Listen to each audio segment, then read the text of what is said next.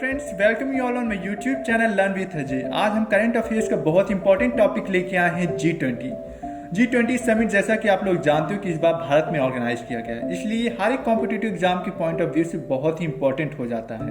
तो आज हम इस वीडियो में हर एक चीज़ को कंट्रीज को याद करने का ट्रिक, कहाँ पे ऑर्गेनाइज किया गया, उसका थीम क्या था, हर एक पॉइंट को कवर करेंगे।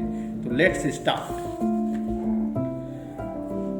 लास्ट तक वीडियो देखना जरूर ना भूलें।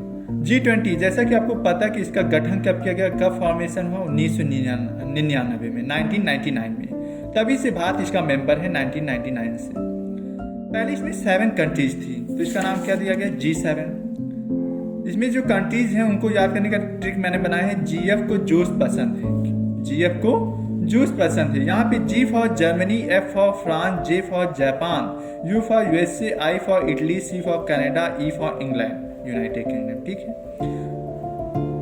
कुछ सालों बाद इसमें रशिया ऐड हो गया, तो इसका नाम मैंने G8 दे दिया। ठीक है, और फिर उसके बाद अब कितनी कंट्रीज हैं, 19 कंट्रीज हैं प्लस एक यूरोपियन यूनियन है। तो पहले कंट्रीज को याद करने का ट्रिक से पहले हम देख लेते हैं कि यूरोपियन यूनियन कब फॉर्म हुआ।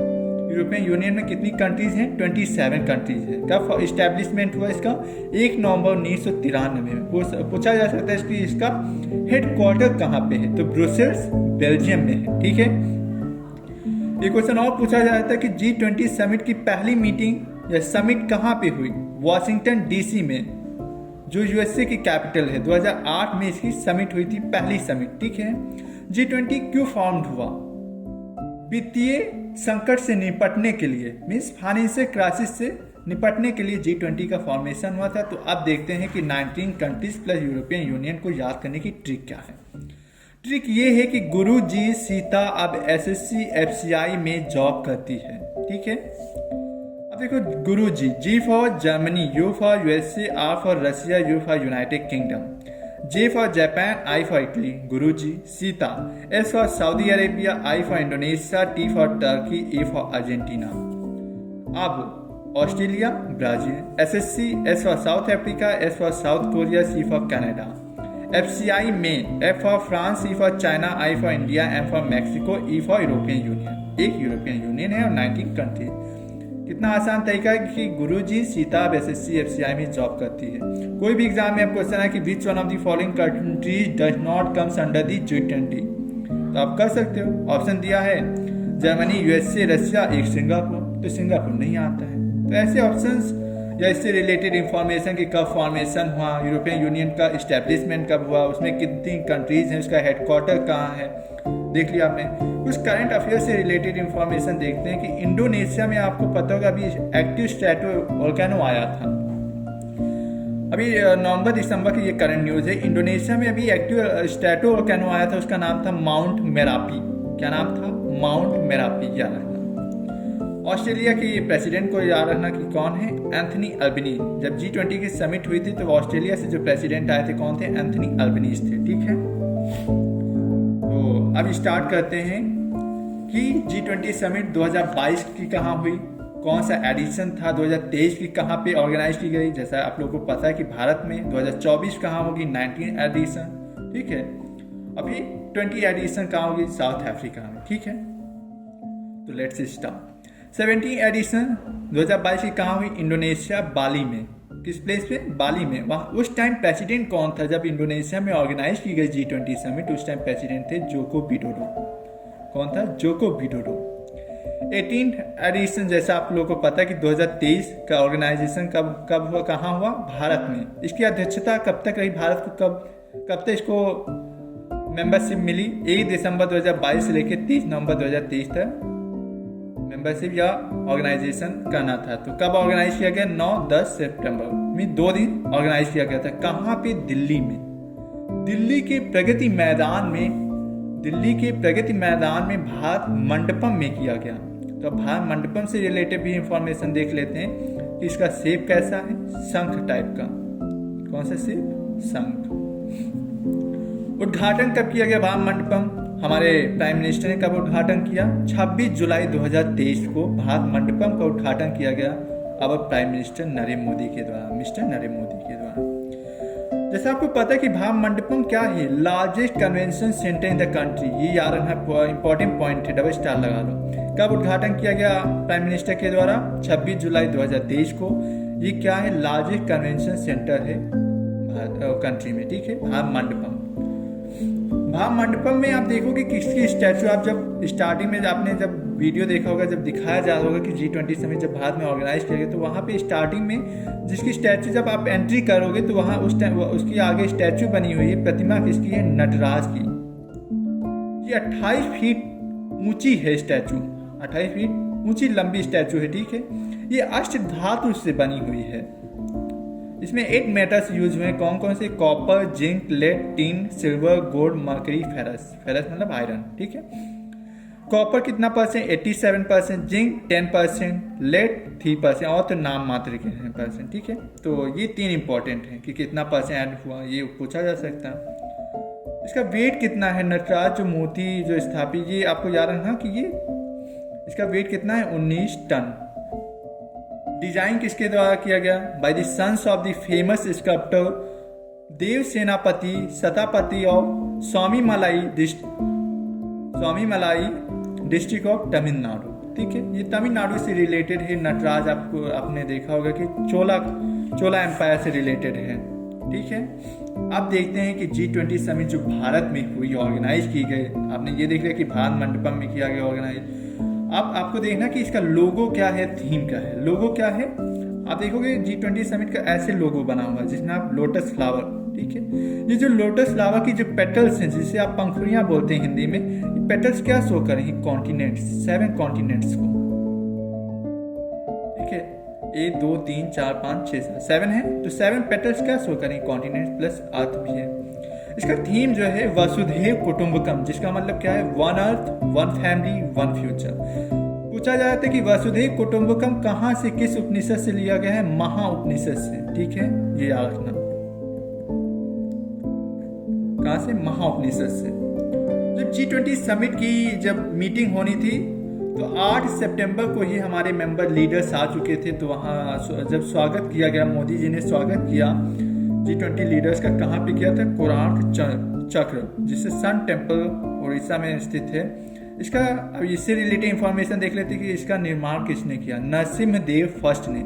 ये गंग डायनेस्टी से बिलोंग करते हैं। और जो डिनर जो हमारे प्रेसिडेंट ने स्वागत किया था डिनर पे, तो किस यूनिवर्सिटी में? नालंदा यूनिवर्सिटी, जिसका निर्माण किसने किया था? कुमारगुप्त। लेकिन आपको पता होगा कि बख्तियार खिलजी ने उसमें आग लगा दी थी। बाद में इसका रिकंस्ट्रक्शन किसने करवाया था? रिकंस्ट्रक्शन जो करवाया था धर्मपाल थे, ये याद रखना। बनवाया कुमारगुप्त ने था नालंदा यूनिवर्सिटी। बाद में इसमें बख्तियार खिलजी ने आग लगा दी थी और फिर से रिकंस्ट्रक्शन किया गया धर्मपाल के द्वारा, याद रखना, ठीक है। और इंडियन के जो शेरपा थे, पहले पीयूष गोयल को बनाया गया, जिम्मेदारी दी गई थी इंडियन शेरपा। फिर बाद में अमिताभ कांत को जिम्मेदारी दी गई। ये first CEO of NITI Aayog. आपको पता है कि नीति आयोग के चेयरमैन कौन होते हैं? और प्राइम मिनिस्टर। तो first CEO of NITI Aayog कौन? इंडियन शेरपा कौन थे? अमिताभ कांत, जो जाने जाते हैं first CEO of NITI Aayog. अब जब G20 समिट का ऑर्गेनाइजेशन किया गया तो इसमें कुछ डिक्लेरेशन होते हैं। पहले देख लेते हैं कि कौन सी गेस्ट कंट्रीज थे, फिर बाद में 4 जो डिक्लेरेशन हुए उनको बाद में कवर करें। तो हमारी जो गेस्ट कंट्रीज थी, 9 गेस्ट कंट्रीज थी। Bangladesh, Egypt, Mauritius, Netherland, Nigeria, Oman, Singapore, Spain and UAE हो गया, ठीक है। ये पूछा जाता है कि भारत से जो लार्जेस्ट बाउंड्री शेयर करने वाला, इसमें से कौन सी गेस्ट कंट्रीज थी? तो बांग्लादेश, जिससे जो मैक्सिमम बॉर्डर लाइन शेयर करता है भारत से, तो बांग्लादेश। इजिप्ट से याद रखना। आपको पता होगा कि अपने जब रिपब्लिक डे परेड हुई थी तो हमारे ये गेस्ट थे इजिप्ट के। कौन थे प्रेसिडेंट? अब्दुल फतेह अल सीसी, ठीक है। ये हमारे वहाँ के प्रेसिडेंट थे जो हमारे रिपब्लिक डे परेड में इनवाइट किए गए थे। और इजिप्ट के ये प्रेसिडेंट हैं। और ये याद रखना कि जब हमारे प्राइम मिनिस्टर इजिप्ट गए हुए थे तो उन्हें ऑर्डर ऑफ नील का अवार्ड दिया गया था, जो हाईएस्ट सिविलियन अवार्ड होता है इजिप्ट का, ठीक है।